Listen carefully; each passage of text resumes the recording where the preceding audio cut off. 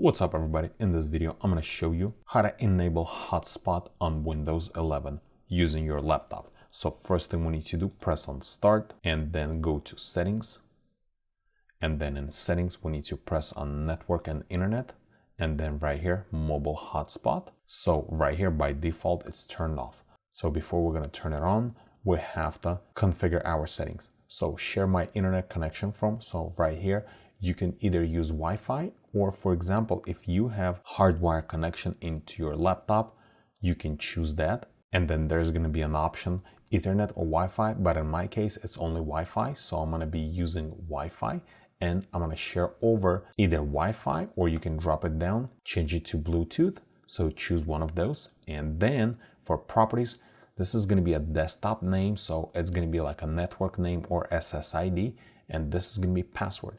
And if you don't like it, what you can do, you can press on Edit and you can modify to something else, and also you can modify your password. And then you just have to press on Save.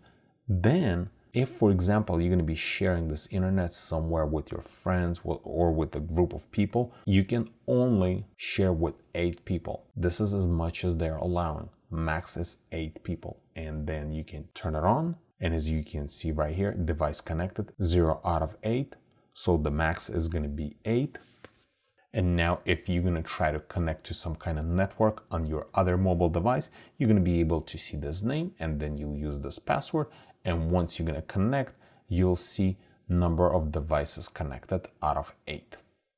And this is pretty much it. If this video was helpful to you, press that like button and don't forget to subscribe. Thanks for watching.